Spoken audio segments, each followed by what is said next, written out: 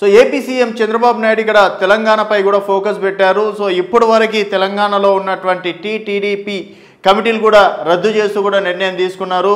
So ఇదంతా అంటే ఇప్పుడు పాత నీరు పోయి మళ్ళీ కొత్త నీరు రావాలి. అలాగే ఇక్కడ తెలంగాణలో నెక్స్ట్ వచ్చే ఎన్నికల వరకు టీడీపీ బలమైన పార్టీగా ఎదగాలని చెప్పేసి కూడా భావిస్తున్నారు. సో ఈ అడుగు అనేది రేపు వచ్చేటువంటి స్థానిక సంస్థల ఎన్నికల నుంచే మొదలవ్వాలని చెప్పేసి కూడా భావిస్తున్నారు.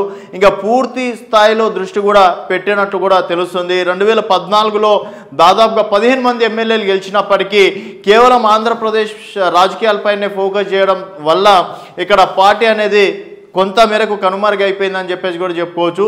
సో గతంలో చేసినటువంటి తప్పు ఇప్పుడు చేయకూడదని చెప్పేసి దృష్టి ఇక్కడ పెట్టే అవకాశాలు ఎక్కువగా కనిపిస్తున్నాయి.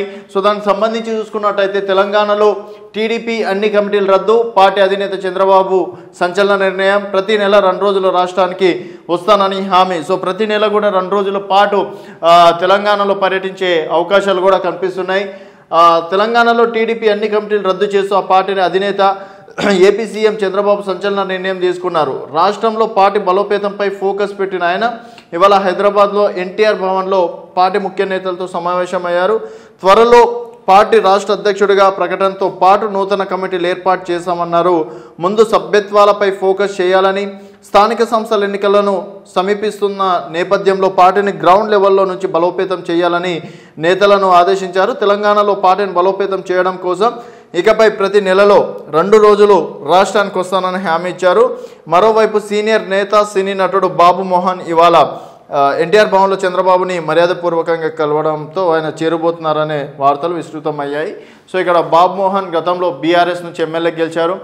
తర్వాత ఇటు బీజేపీలో చేరడం అనేది జరిగింది. సో మొన్న జరిగినటువంటి ఎన్నికల్లో బీజేపీ నుంచి 3rd ప్లేస్లోకి రావడం అనేది జరిగింది. సో తర్వాత మళ్ళీ ప్రస్తుతం ఆయన ఎక్కడ కూడా లేడు. సో టీడీపీలోకి వెళ్తారని వార్తలు కూడా ఎక్కువగా కనిపిస్తున్నాయి. అలాగే త్వరలో నూతన అధ్యక్షుడు కూడా మేము నియమిస్తున్నామని చెప్పేసి కూడా చంద్రబాబు నాయుడు గారు చెప్పడం, తర్వాత ఇప్పటి వరకు ఉన్నటువంటి కమిటీలు కూడా రద్దు చేయిస్తున్నాం, నెక్స్ట్ స్థానిక సంస్థల ఎన్నికలపైన ఫోకస్ పెట్టాలి, దానికి ముందు సభ్యత్వాల పైన కూడా దృష్టి పెట్టాలని చెప్పేసి కూడా భావిస్తున్నారు.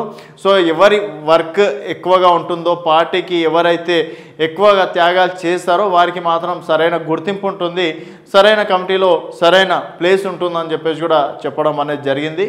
సో మొత్తానికి మరి నూతన అధ్యక్షుడిగా ఎవరిని ఎన్నుకుంటారు, బాబు మోహన్ త్వరలో ఇక్కడ టీడీపీలో జాయిన్ అవుతారా అనేది వేచి చూడాల్సిన విషయం. సో మొత్తానికి మరి బాబు గారు ఇక్కడ 2 రోజుల పాటు దృష్టి పెడతా అని చెప్పేసి కూడా అన్నారు. ఆంధ్రప్రదేశ్లో విజయం సాధించినట్టే తెలంగాణలో కూడా విజయం సాధిస్తుందని చెప్పేసి మీరు భావిస్తే మీ అభిప్రాయాల కింద కామెంట్ రూపంలో తెలియజేయండి. ఇప్పటికే దాదాపుగా తెలంగాణలో ఇటు బీజేపీ కావచ్చు, బీఆర్ఎస్ కావచ్చు, కాంగ్రెస్ 3 పార్టీల మధ్య అయితే తగఫర్ ఫైట్ నడుస్తుంది. మరి ఇప్పుడు టీడీపీ కూడా ఈ 3 పార్టీలకి ఎంతవరకు కాంపిటీషన్ ఇచ్చే అవకాశాలు ఉంటాయనేది వేచి చూడాలి.